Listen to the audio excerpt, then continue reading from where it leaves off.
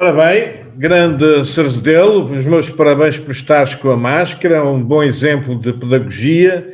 Lamentavelmente eu escapou-me de usar esse exemplo, mas mereces todos os parabéns e comecemos por aí. Entretanto, hoje vamos fazer um debate, eu e o António Cerzedelo, naquela lógica das já velhas conversas, à volta da crise que estamos a viver na sequência das eleições para a região autónoma dos Açores. Nessas eleições houve um grande terremoto, podemos dizer assim, porque o Partido Socialista passou de 46% dos votos nas anteriores para 39,13% dos votos nestas eleições. Perdeu, portanto, perto de 7% dos votos. Curiosamente, o PSD, que tinha perto de 31% dos votos nas anteriores, só passou para 33,75% dos votos, isto é, teve um acréscimo de 2,86% dos votos, o que significa que, tendo em conta que o CDS também passou de 7,16% nas eleições anteriores para 5,51%, isto é, perdeu votos, o CDS perdeu votos, no caso, mesmo considerando a história da coligação com o PPM, também perde votos apesar disso, mesmo se a gente somar essa circunstância. O que é verdade é que, nessa perspectiva, há que ter em conta um drama. E esse drama é um drama que nós vemos acontecer, lamentavelmente, Europa fora. É que, ponto 1, esta noção que existe nas esquerdas, que é bom atacarmos uns aos outros, que é bom que o PS seja atacado pelo Bloco, ou pelo PC ou pela CDU, que é bom que o PS ataque o Bloco e o PC, que é bom que o BE ataque o PS e o PC e a CDU ataque o Bloco e o PS, não leva a nada. Ninguém ganha um único voto nesse contexto de campanha eleitoral. Ao contrário do que algumas dessas elites dos blocos, das direções dos partidos das esquerdas imaginam, não é por aí que o PS, ou o Bloco, ou o PCP, ou a CDU cheguem a ganhar votos. Não será certamente por aí. Na verdade, o PS perdeu votos e quem ganhou dramaticamente, né, foi, porque a abstenção também perdeu votos, diga-se passagem, quem ganhou dramaticamente foi o Chega. Não é fácil de dizer que haja uma transferência direta de votos do PS para o Chega.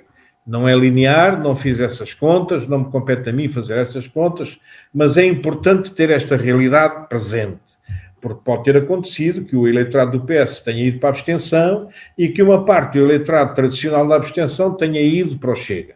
É uma circunstância que teria que ser estudada mais atentamente, considerando os resultados eleitorais e os votos, quase que conselho a conselho, é que seria possível de analisar essa realidade.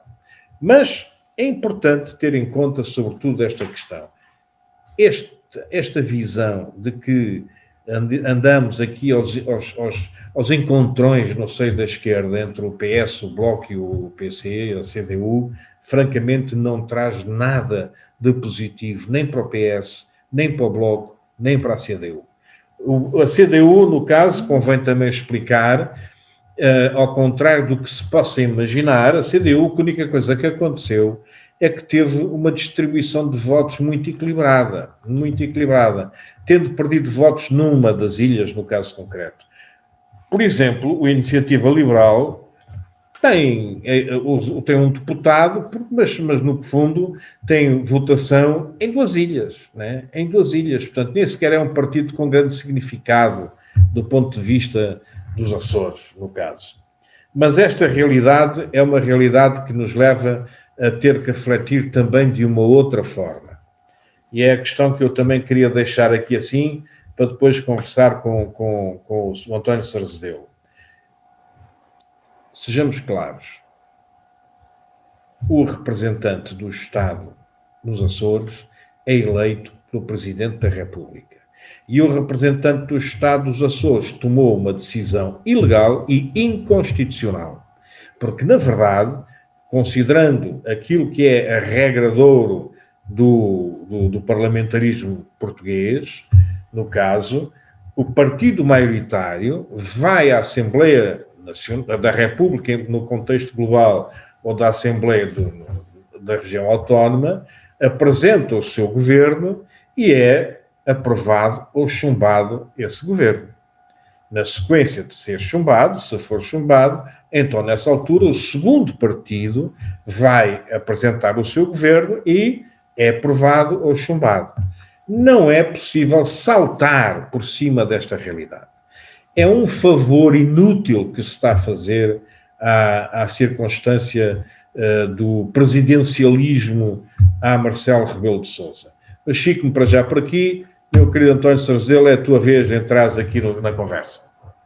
Ora bem, vou começar por tirar a máscara porque ela me faz calor, porque aqui em casa eu estou sozinho, não corro grande perigo, mas pula só como exemplo de que devemos, mesmo em casa, sobretudo quando temos muita gente da família, ter a máscara e não é só a mulher e o filho, é quando vêm os avós, os bisavós, os avós, os pais da mãe, os pais do filho, etc. Bom, aposto esta pequena circunstância,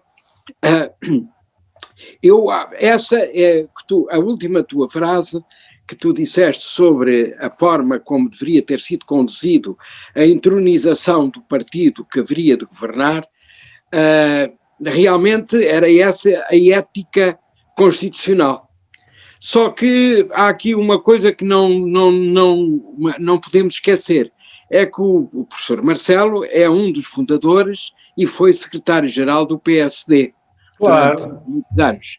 E, portanto, o triunfo ou a saudade de que o PSD seja triunfante está-lhe no coração. E daí, ele sabendo também que na opinião pública, não há muita opinião pública sobre os Açores, nem sobre a Madeira, é-lhe possível fazer esta pirueta, que espero não seja mortal, e sem que haja grande estribuchar da opinião pública. Portanto, foi possível fazer isso também na presunção que provavelmente se o PS, que estava há 25 anos no governo e estava certamente desgastado, como estará qualquer partido que esteja, seja ele de esquerda, de centro ou de direita, durante 25 anos no poder, já não tem imaginação para criar mais novidade, e portanto, se calhar reprovava, estava a perder-se tempo e voltava-se outra vez àquilo que foi o que aconteceu.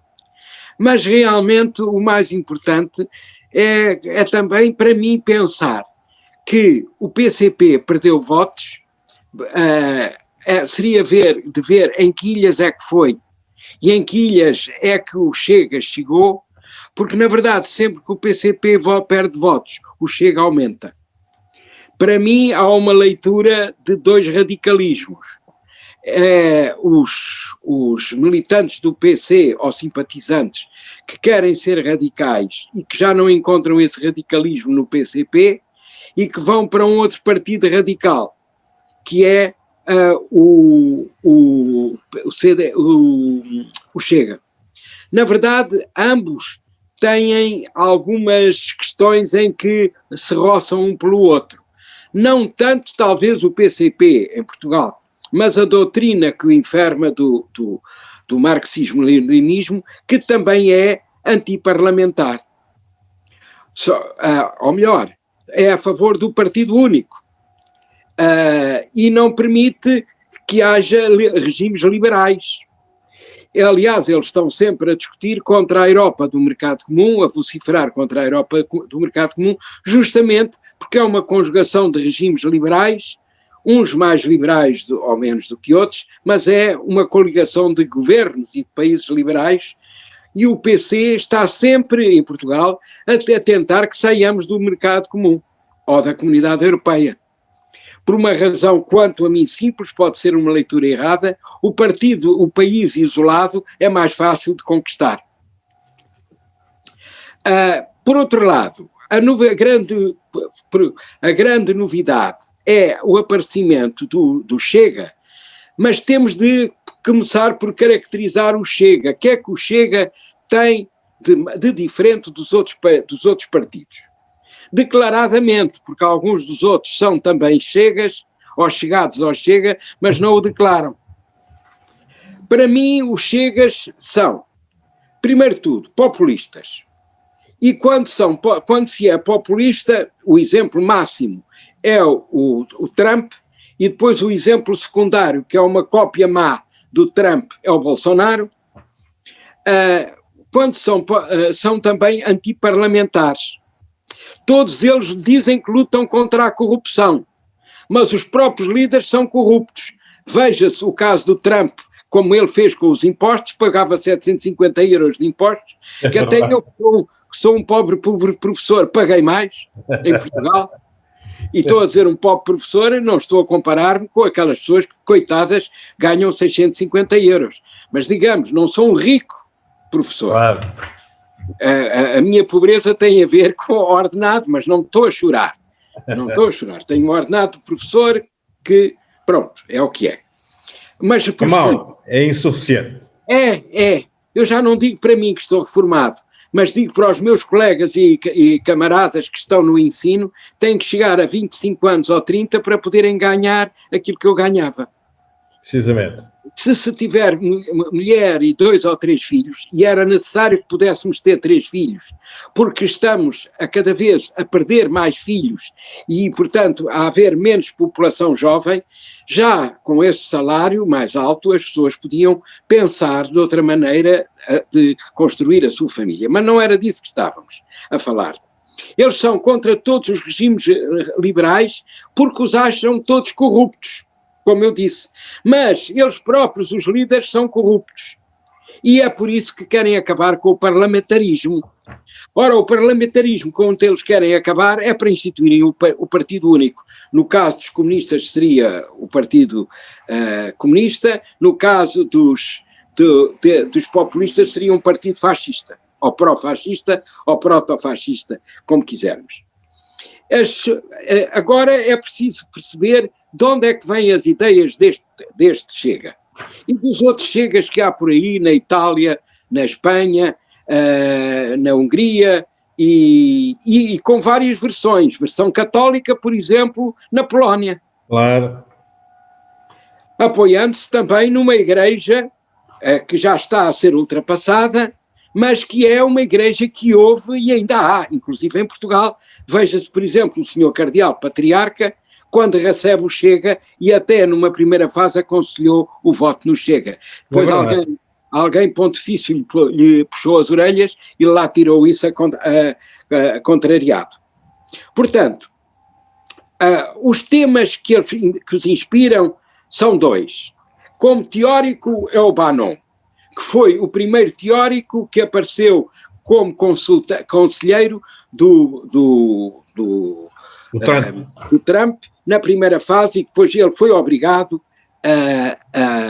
a tirá-lo. E agora o homem até está preso, porque afinal era um corrupto e fez uma campanha para fazer um muro, e afinal o muro ficou no seu bolso ou na sua conta bancária.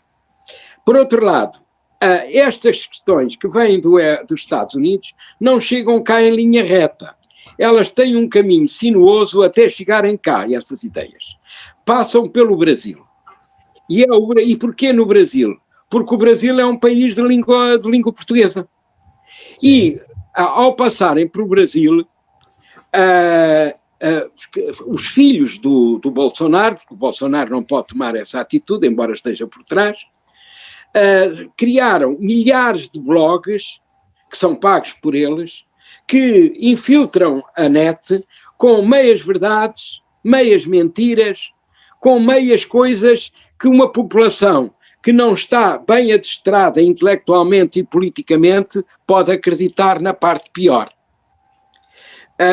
E depois usam essas fake news ou semi-fake news para atacar, com essas semi-verdades, as pessoas que estão formatadas para acreditar em qualquer questão. As suas intervenções destes blogs são sempre a atacar os pobres e a defender os ricos. Esquecem-se que os ricos não trabalham, ou melhor, o trabalho deles é esses que os divulgam, que pagam para eles. Precisamente. Por outro lado, tem outra estratégia também. É que eles não é uma pessoa que fala. Eles juntam-se em bandos, em manadas, para atacar. E atacam todos os seus opositores. Mas todos os opositores são sempre imediatamente comunistas ou anarquistas ou radicais. Não há termo médio. São comunistas, perigosos comunistas, são radicais perigosos que põem ainda por cima bombas, ou então são de extrema esquerda. Os chegas usam sempre uma linguagem extremada, sobretudo de uma certa forma que impede uma discussão serena e séria. Agora, depois de ter dito isto, diria que no Chega, nas suas ideias cruciais, o liberalismo é oposto à tirania. Portanto, não há meio termo. Ou se é liberal, mas este liberal é uma liberalidade que não é parlamentar, é uma liberalidade em termos de negócios e em termos de impostos, e isso é que se opõe à tirania.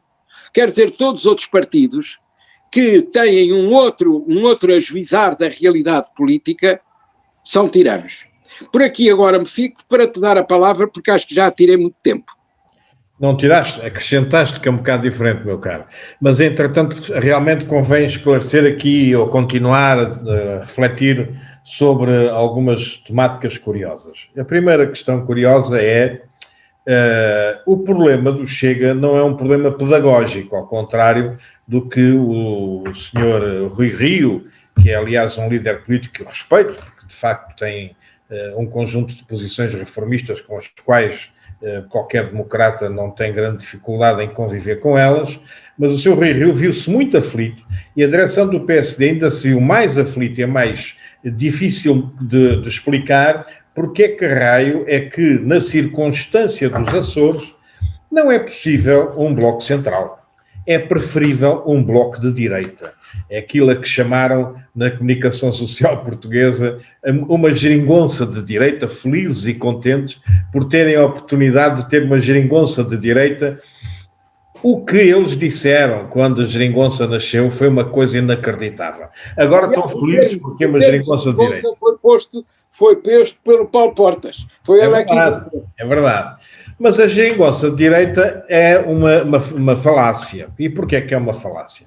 Porque, na verdade, não se pode pensar que se pode confundir, lamento dizer isto, o PCP com o Chega. O PCP é um partido que está no contexto da Constituição da República Portuguesa. O PCP votou a favor da Constituição da República Portuguesa, tal como o PSD, tal como o PS. O CDS já não é bem assim, no caso, e, portanto, há aqui um problema que tem que ser resolvido, que é o problema de saber quem é que é constitucionalista e quem é que não é constitucionalista. E o que é verdade é que o problema está a ficar posto em cima da mesa.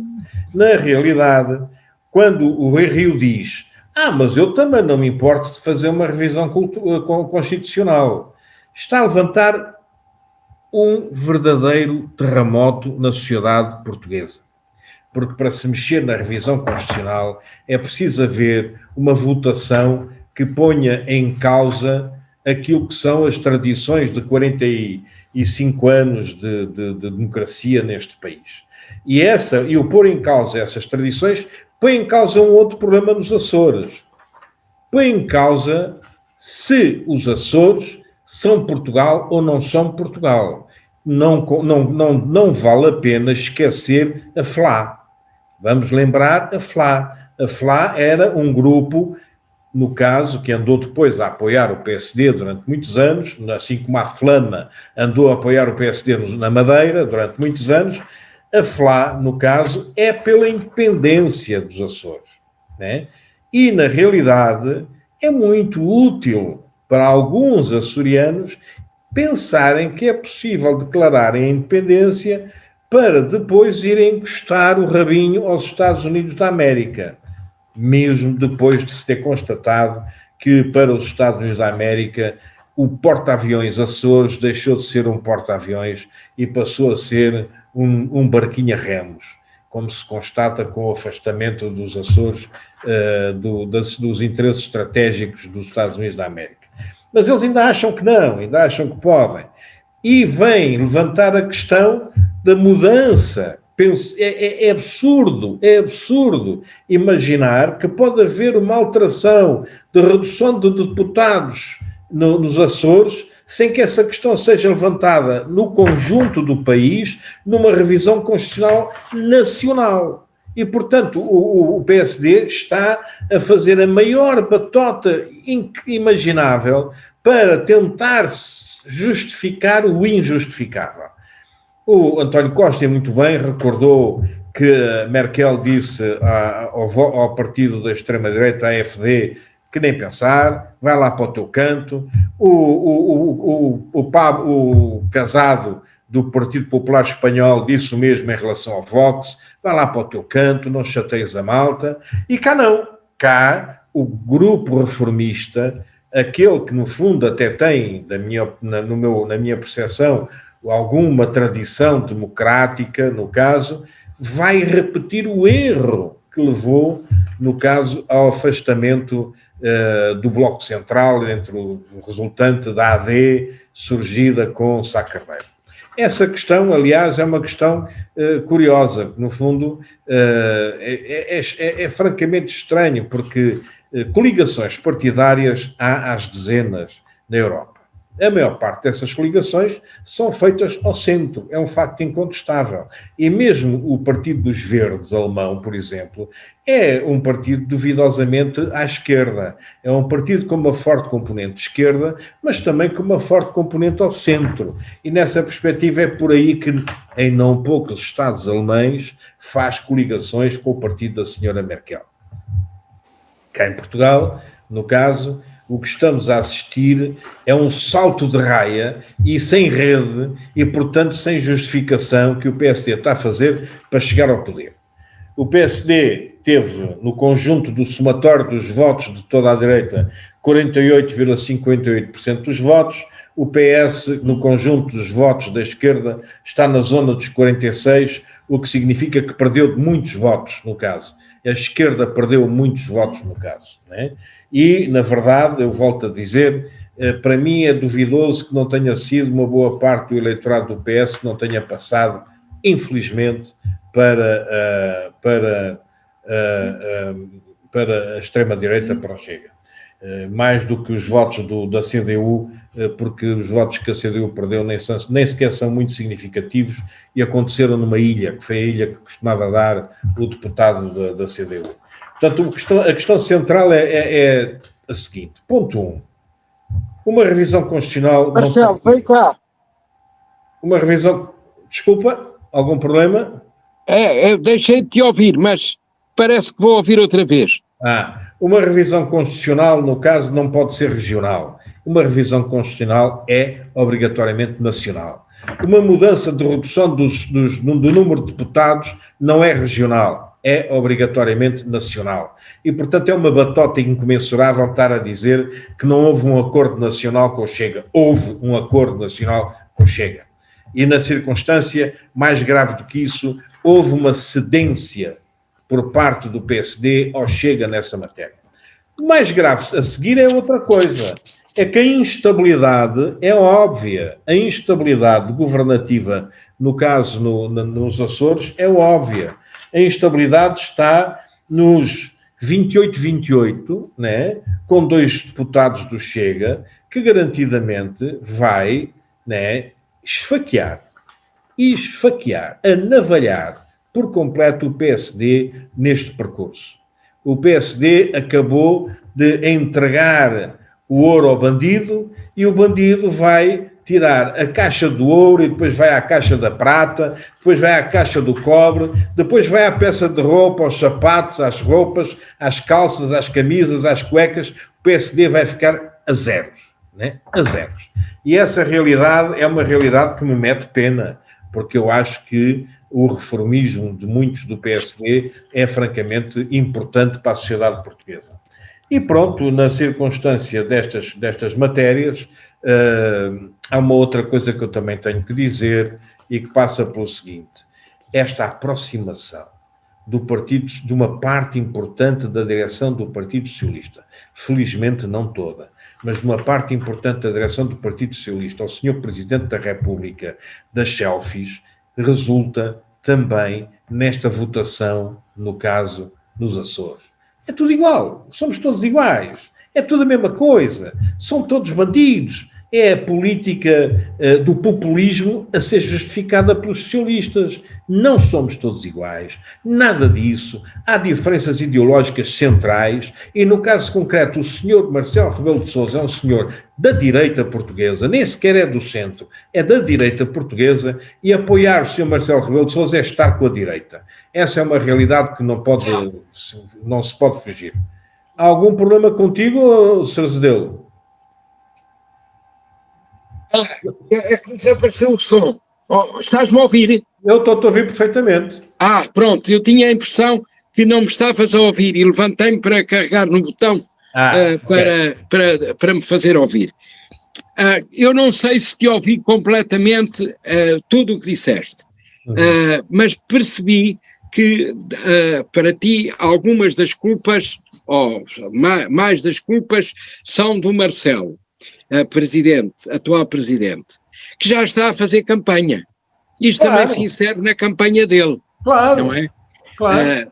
Por consequência, ele na Madeira, nos Açores, enganei-me, vai ter um pleno de votos, que é importante para ele. O PS anda neste momento, está neste momento cercado por todos os lados.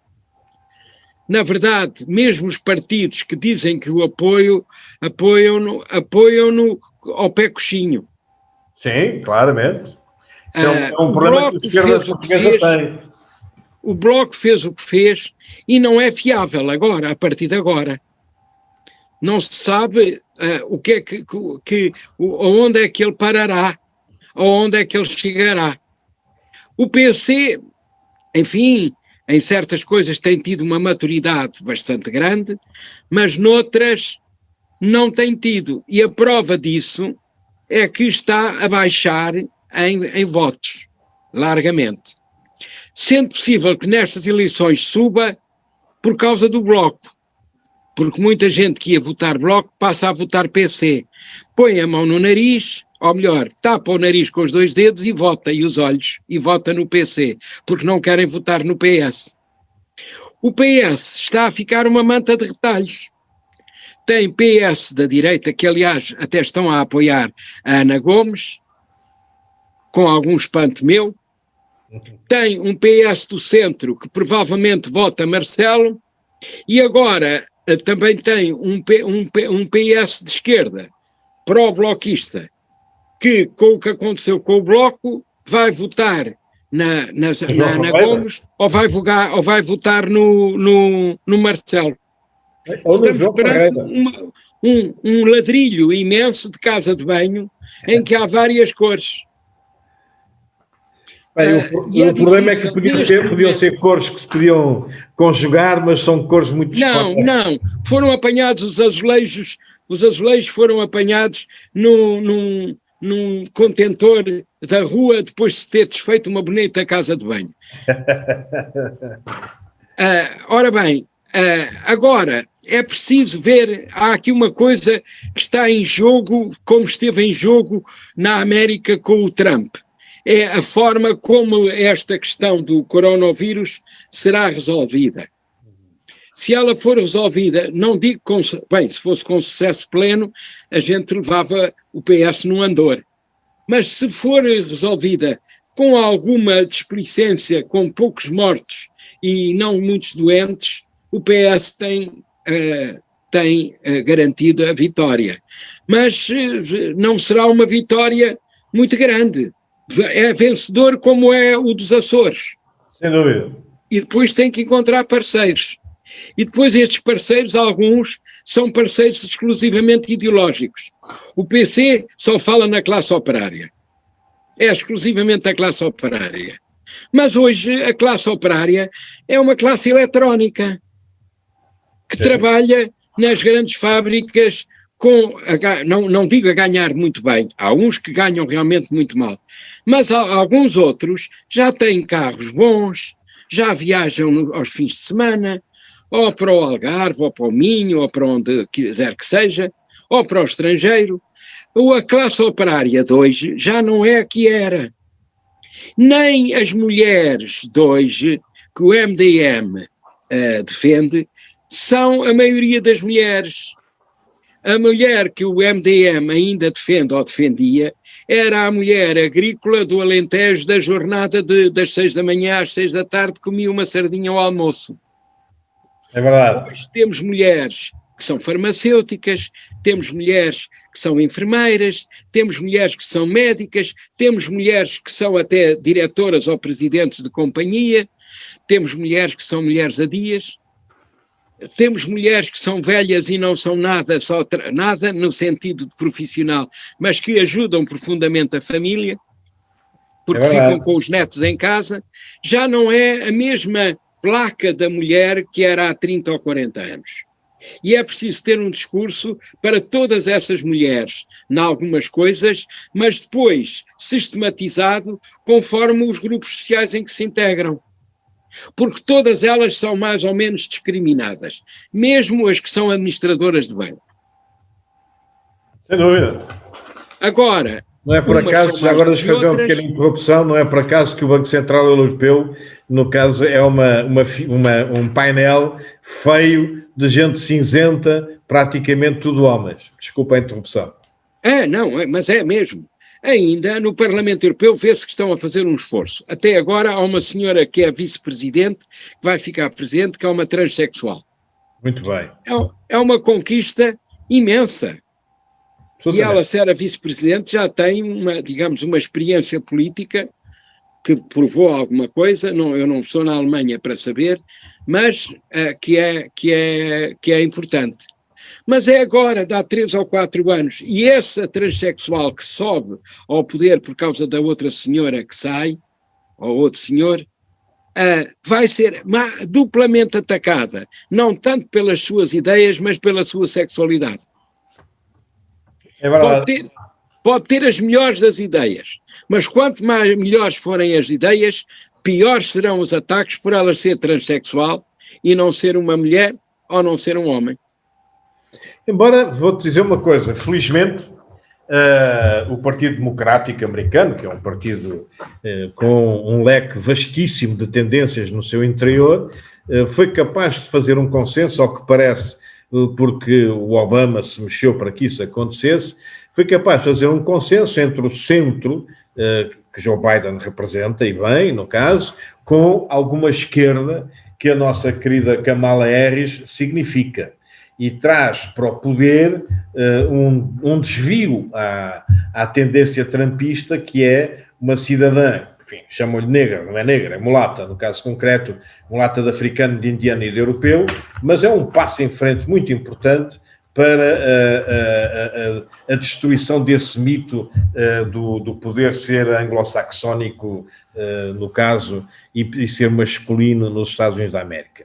É uma grande vitória das mulheres, na minha opinião, e é possível que, através dessa vitória das mulheres, e no fundo, a um certo centro-esquerda, no caso, que acontece, é nesse contexto que acontece, que possa ser transportável para outras regiões do planeta, dando à mulher uma visibilidade que hoje ainda não tem e que precisa, a sociedade, não é a mulher, é a sociedade precisa obrigatoriamente de ter, como é necessário ter uma visibilidade para todas as formas de exposição e de afirmação de género ou sexual, conforme queiram no planeta. É fundamental que seja assim, porque só assim poderemos dar passos em frente para uma modernidade que temos de conquistar, que ainda não está conquistada. Mas regressando aos Açores, no caso, é para mim muito importante o seguinte: nós vamos viver durante mais algum tempo, né, infelizmente, dramaticamente, esta circunstância da pandemia do Covid-19, onde há coisas curiosas e interessantes que têm que ser ditas e que não podem ser escondidas. A propaganda que se está a fazer agora a uma vacina com 90% de credibilidade. Eu recordo que quando nasceu a vacina chinesa e a vacina russa, os valores eram até um bocadinho superiores.